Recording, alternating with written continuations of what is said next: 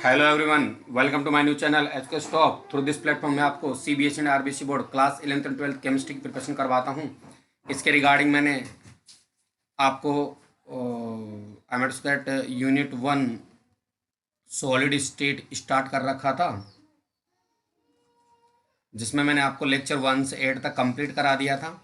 3 practice set complete करा दिए थे और लेक्चर 9 का पार्ट फर्स्ट कंप्लीट हो गया था। आज अपन पार्ट सेकंड पढ़ने वाले हैं, राइट। तो चलिए बिना कोई देरी के अपन आज के सेशन को शुरू करते हैं। कॉर्नर में हेडिंग है इलेक्ट्रिकल प्रॉपर्टीज ऑफ सॉलिड्स। तो इसी हेडिंग को अपन आगे प्रोसीड करने वाले हैं। लेक्चर 9 का सेकंड सेकंड पार्ट चल रहा है, राइट। सेकंड पार्ट लेक्चर 9 का। तो आप देखिए, इसमें है ठोसों के विद्युतीय गुण। हेडिंग है ठोसों के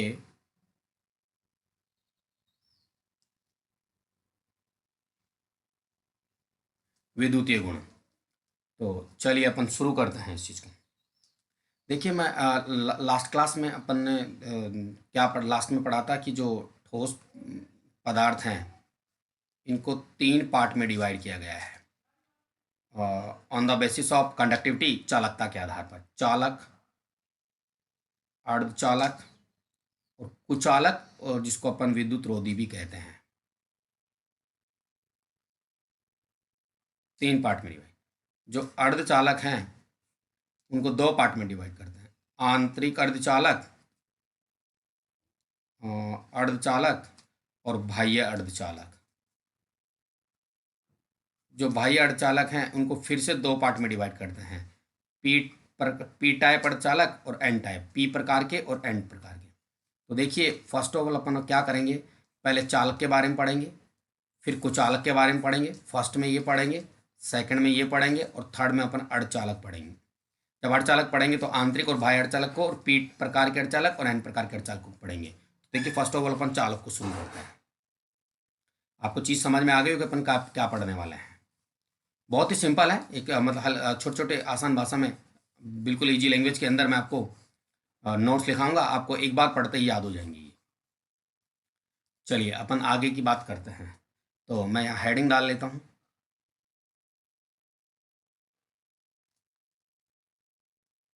स्मॉल ए की। चालक, इसको अपन कंडक्टर्स भी बोलते हैं, चालक को कंडक्टर्स भी बोलते हैं। तो देखिए क्या होता है, ऐसे पदार्थ जो उच्च मात्रा में विद्युत धारा का प्रवाह करते हैं, अधिक मात्रा में विद्युत धारा का प्रवाह करते हैं, उनको चालक कहते हैं। एक लाइन लिख लेते हैं अपन नोट्स कॉर्नर के अंदर, यहीं पे आपको पढ़ते याद हो जाएगी। ऐसे पदार्थ जो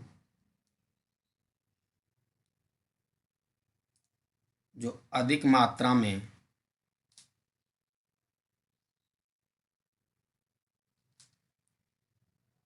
विद्युत धारा का प्रवाह करते हैं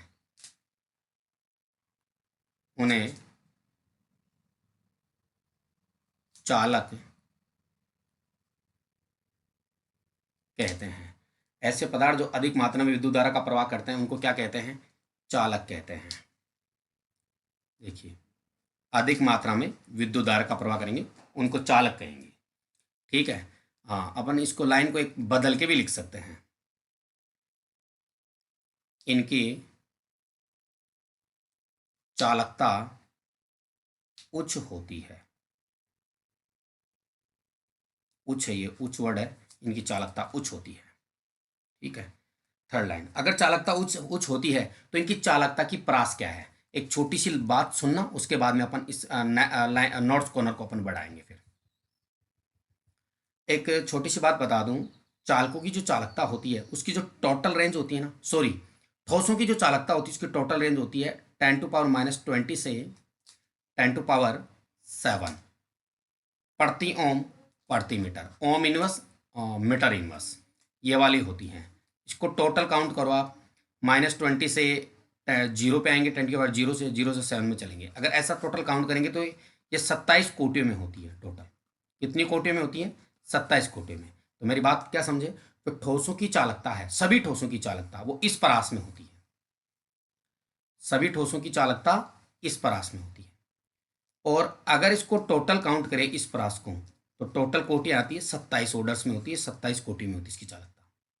इसमें से चालकों की चालकता की परास अलग है, अर्धचालकों की अलग है और कुचालकों की अलग है। तो अपन चालकों की बात कर रहे हैं, तो चालकों की चालकता की परास लिख रहा हूं जो इसी के बीच में मिलेगी आपको।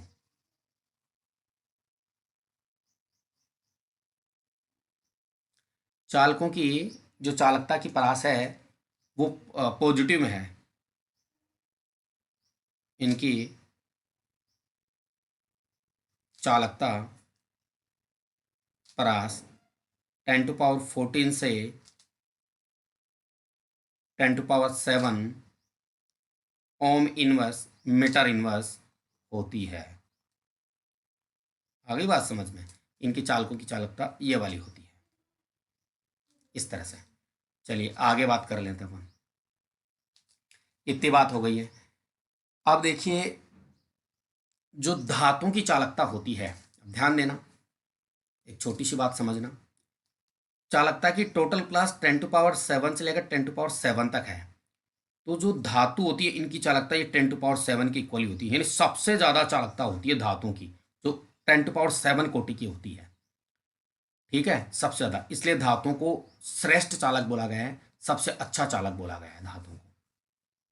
इसलिए जो वायर वगैरह है जो इलेक्ट्रिसिटी में काम आते हैं वो अपन मेटल्स के रखते हैं, धातु के रखते हैं। तो मैं लिख लेता हूँ, इसके लिए भी अपन लिख लेते हैं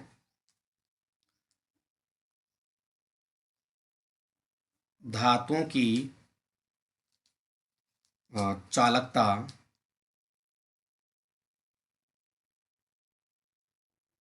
एक सेकेंड। धातुओं की चालकता 10⁻7 ओम इनवर्स मीटर इनवर्स कोटि की होती है। अतः अतः ये विद्युत की अच्छी चालक होती हैं। कौन? धातुएं।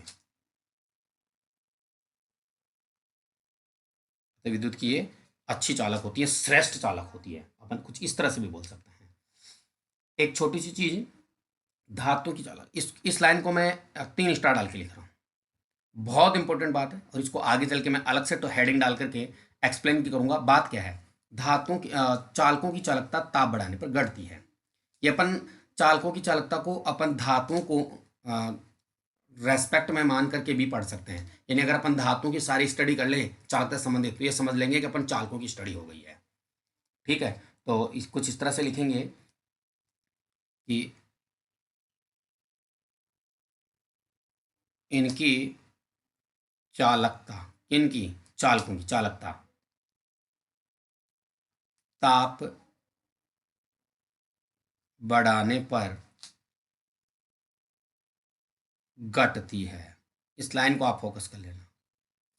अब क्यों घटती है मैं आगे हेडिंग डालूंगा, फिर उसमें बताऊंगा, मैं आपको अलग से हेडिंग डालूंगा इसमें।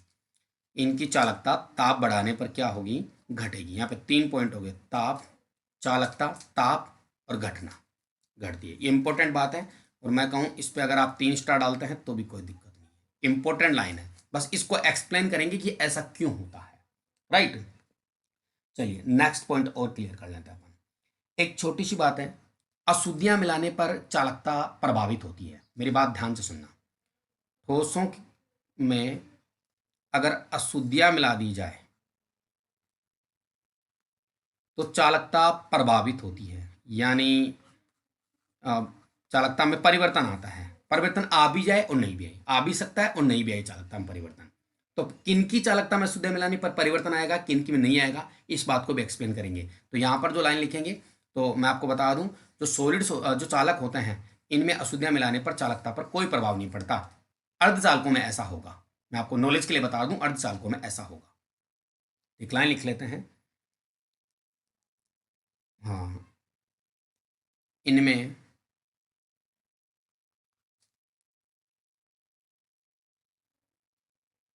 अशुद्धियाँ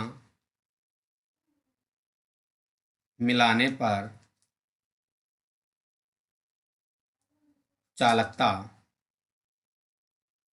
अप्रभावित रहती है, ऐसा कुछ लिख लेते हैं, अप्रभावित रहती है, चालकता अप्रभावित रहती है। ठीक है, इस तरह से। चलो ये बात भी आ गई। एक छोटी सी बात और एक्सप्लेन करेंगे अपन।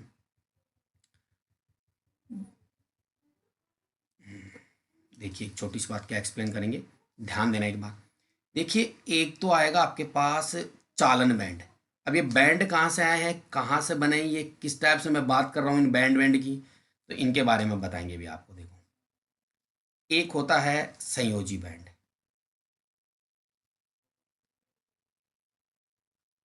देखिए एक आता बैंड सिद्धांत। किसी भी ठोसों की चालकता को एक्सप्लेन करने के लिए, व्याख्या करने के लिए अपन बैंड सिद्धांत का सहारा लेते हैं। मेरी बात ध्यान से सुन लेना।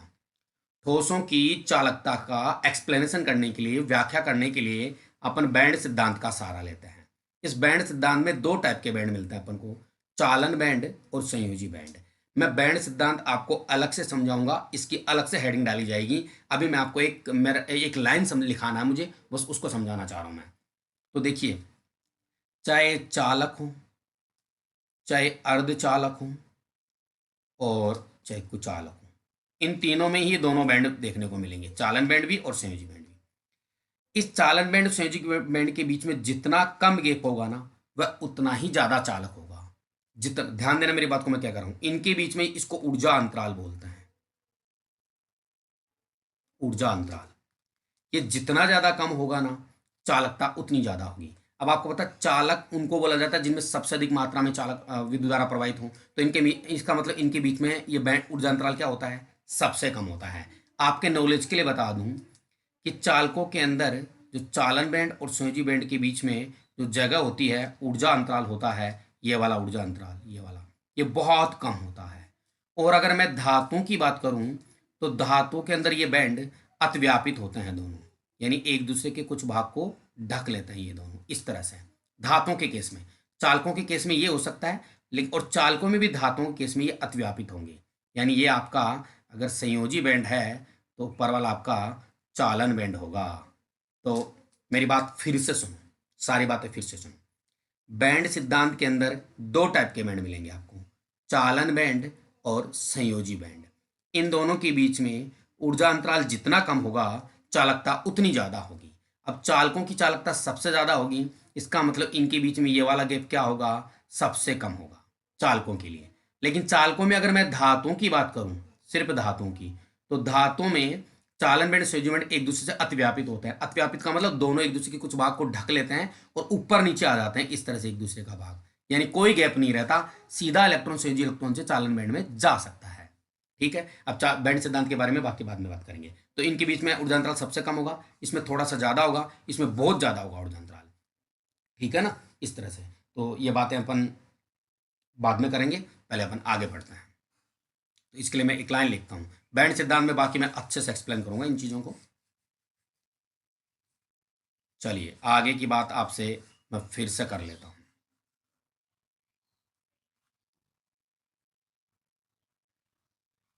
आपके नॉलेज के लिए ये लो, नेक्स्ट देखो।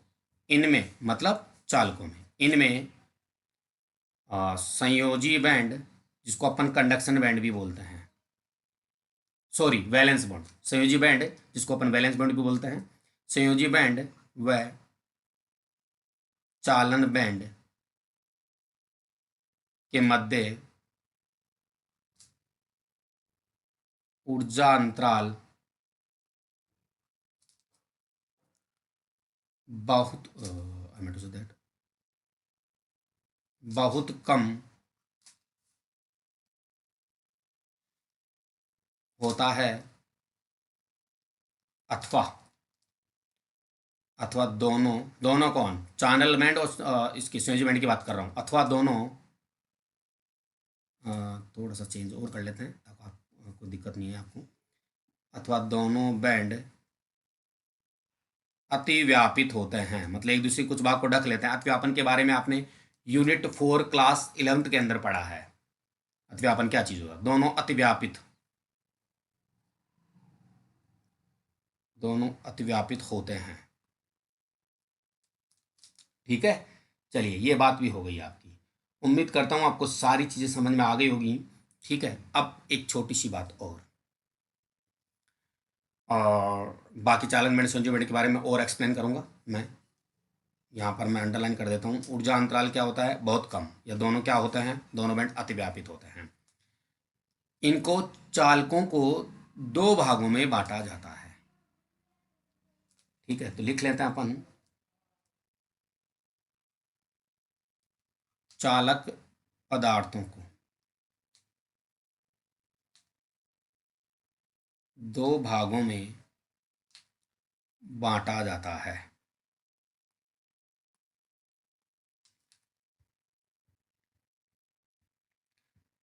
इसको बोला जाता है धात्विक चालक या इलेक्ट्रॉनिक चालक। पहला,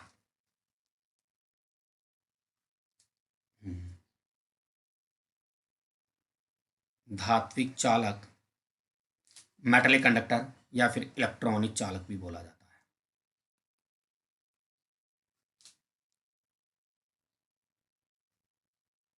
अब क्यों बोला जाता है? देखो ये ठोस तो ही, चालक तो ही, लेकिन चालक को धात्विक चालक इसलिए बोल रहे हैं क्योंकि इनमें चालकता इलेक्ट्रॉन्स के कारण होती है।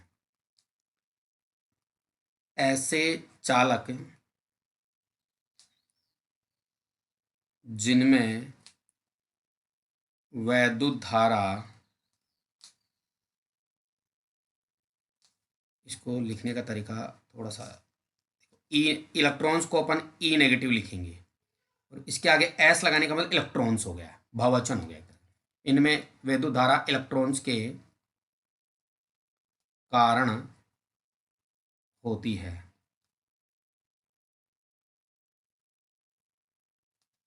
ऐसे, मैं इसको भी थोड़ा सा सही लिख देता हूँ, ये सही नहीं लिखा गया। इलेक्ट्रॉन्स के कारण होती है। ऐसे चालक उन्हें उन्हें धात्विक चालक,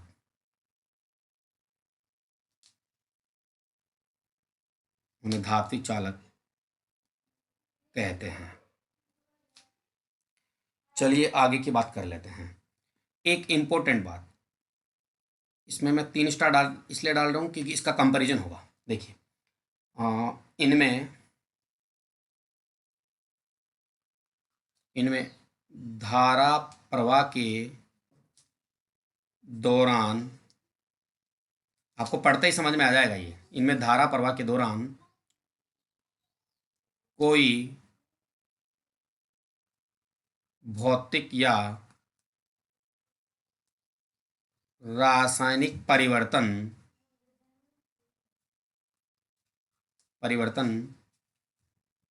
नहीं होता है।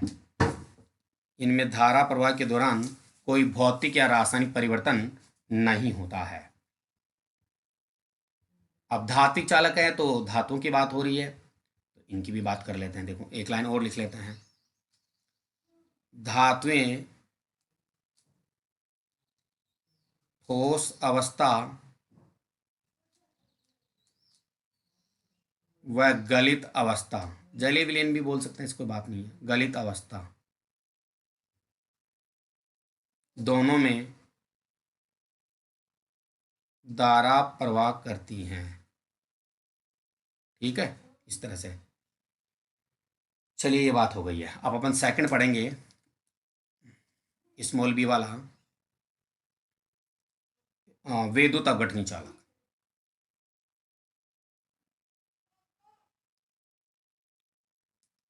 विद्युत अपघटनी चालक के बारे में। ठीक है,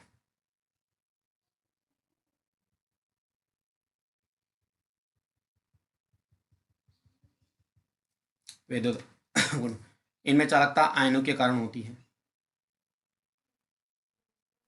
ऐसे चालक जिनमें चालकता आयनों अथवा अन्य आवेशित कणों के कारण होती है। ऐसे चालक जिनमें चालकता आयनों अथवा अन्य आवेशित कणों के कारण होती है उन्हें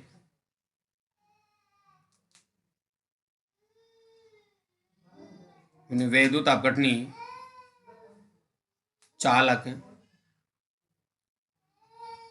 कहते हैं। हाँ, ऐसे चालक जिनमें चालकता किस किस की वजह से होगी, आयनों के कारण या अन्य आवेशित कणों के कारण, उन्हें क्या बोलेंगे अपन, वैद्युत अपघटनी चालक कहते हैं। राइट, चलिए आगे की बात करते हैं। एक चीज, इनमें लाइन पे फोकस करो, लाइन पढ़ते याद हो जाएगा आपको। इनमें धारा प्रवाह के दौरान रासायनिक परिवर्तन होता है। अब कैसे होता है वो अभी यहाँ डिस्कस नहीं करेंगे, अपन तीसरा चैप्टर है वैद्युत रसायन यूनिट 3 इलेक्ट्रोकेमिस्ट्री, वैद्युत रसायन इलेक्ट्रोकेमिस्ट्री यूनिट 3, उसमें डिस्कस करेंगे ऐसा क्यों होता है।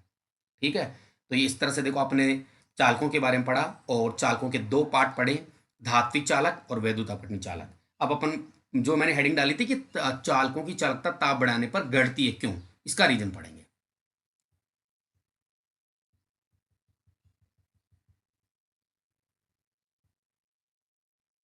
चलिए मैं हेडिंग डाल लेता हूँ।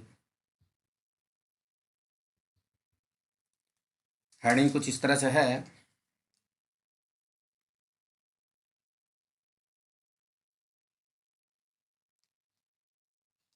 चालकों की चालकता पर ताप का प्रभाव, चालकता पर ताप का प्रभाव। ठीक है, चालकता पर ताप का प्रभाव, इसको एक्सप्लेन करेंगे। देखिए एक वर्ड है कर्नेल, यहाँ पर एक कर्नेल वर्ड आएगा, कर्नेल, और इसको अपन धनात्मक कर्नेल भी बोल सकते हैं। देखिए जैसे ये सोडियम है 11, तो इस वर्ड को समझाना चाहता हूँ मैं। इसका इलेक्ट्रॉन कॉन्फ़िगरेशन कुछ इस तरह से है। अब देखिए इसके अंदर ये वाला बाह्यतम कोश है, देखो ये पहला कोश, ये दो वाला दूसरा, ये तीसरे वाला बाह्यतम कोश है। अगर इस बाह्यतम कोश को मैं हटा दूं तो आप मुझे एक बात बताओ, जैसे इस तरह से ये नाभिक है और नाभिक के चारों ओर ये कोश है, ये n=1 है जिसमें 2 इलेक्ट्रॉन है 1s में, देखो ये n=2 है जिसमें 8 इलेक्ट्रॉन है, और ये n=3 है जिसके अंदर 1 इलेक्ट्रॉन है, ये 3s वाला। अगर मैं इस इलेक्ट्रॉन को कैसे भी करके हटा दूं तो इस पे क्या आ जाएगा, पॉजिटिव चार्ज, इस इलेक्ट्रॉन के बाहर निकलने से पॉजिटिव हो जाएगा। और जो मतलब बाह्यतम कोश को हटने के बाद में जो पार्ट बच जाता है उसे अपन कर्नेल कहते हैं, और चूंकि इलेक्ट्रॉन निकलने के बाद में बनता है इसलिए इसको धनात्मक कर्नेल कहते हैं। राइट, मेरे कहने का मतलब किसी भी परमाणु के अंदर अगर बाह्यतम कोश के इलेक्ट्रॉन को हटा दिया जाए तो जो पार्ट बच जाता है उसको अपन कर्नेल बोलेंगे, और इलेक्ट्रॉन निकलने से बना है इसलिए इसको धनात्मक कर्नेल बोलेंगे। तो जब भी अपन चालकों का ताप बढ़ाते हैं, ये जो धनात्मक कर्नेल वाला हिस्सा है ये कंपन करना शुरू कर देता है, और कंपन करने से ये जो बाह्यतम कोश के इलेक्ट्रॉन के प्रवाह में अवरोध उत्पन्न होता है और चालकता क्या हो जाती है, घट जाती है। मेरी बात फिर से सुनना, वापस से फिर सुनो। पहले वर्ड की बात कर रहे हैं, कर्नेल क्या होता है, धनात्मक कर्नेल। बाह्यतम कोश के इलेक्ट्रॉनों के मुक्त हो जाने से जो हिस्सा रह जाता है उसे कर्नेल कहते हैं। क्योंकि ये इलेक्ट्रॉन के निकल जाने से होता है इसलिए इसको अपन धनात्मक कर्नेल बोलते हैं। जब भी चालकों का ताप बढ़ाते हैं या धातुओं का ताप बढ़ाया जाता है, ये बाह्यतम कोश के इलेक्ट्रॉन क्या करेंगे, गति करेंगे। लेकिन जब ताप बहुत अधिक बढ़ा दिया जाएगा तो ये जो कर्नेल वाला हिस्सा है वो कंपन करना शुरू कर देता है, जिससे बाह्यतम कोश के इलेक्ट्रॉन के प्रवाह में बाधा उत्पन्न होती है, अवरोध उत्पन्न होता है, मतलब प्रतिरोध आ जाता है, जिससे चालकता क्या हो जाती है, घट जाती है, प्रतिरोध के बढ़ने से चालकता घटती है। ठीक, बस यही लाइन में लिखूंगा।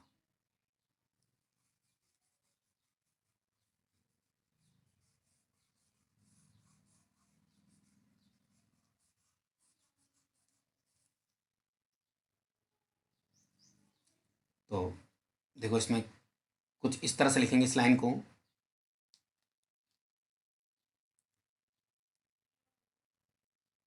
इस तरह से लिखेंगे, ताप बढ़ाने पर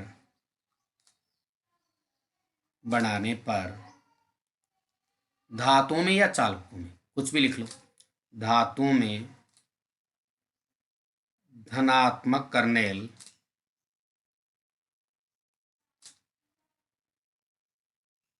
कंपन, कंपन थोड़ा वर्ड मैं पता नहीं मैं सही लिख रहा हूँ कि गलत, में थोड़ा आइडिया नहीं है, आप एक बार देख लेना। कंपन इस तरह से नहीं लिखा जाएगा, समझ आता हूँ मैं, थोड़ा सा कई बार प्रॉब्लम हो जाता है, हिंदी और इंग्लिश दोनों मीडियम को पढ़ाता हूँ तो वर्डिंग में दिक्कत आ जाती है। तो देखिए, ताप बढ़ाने पर धातु में धनात्मक कर्नेल कंपन करने लगता है, जिससे इलेक्ट्रॉन्स के प्रवाह में बाधा उत्पन्न होती है। अतः बाधा उत्पन्न होती है, अर्थात बाधा उत्पन्न होती है, अतः ताप बढ़ाने पर चालकता घटती है। यह वाला क्वेश्चन है ना, अक्सर एग्जाम में पूछा जा सकता है, इसलिए मैं इस पे 5 स्टार लगा रहा हूं साहब।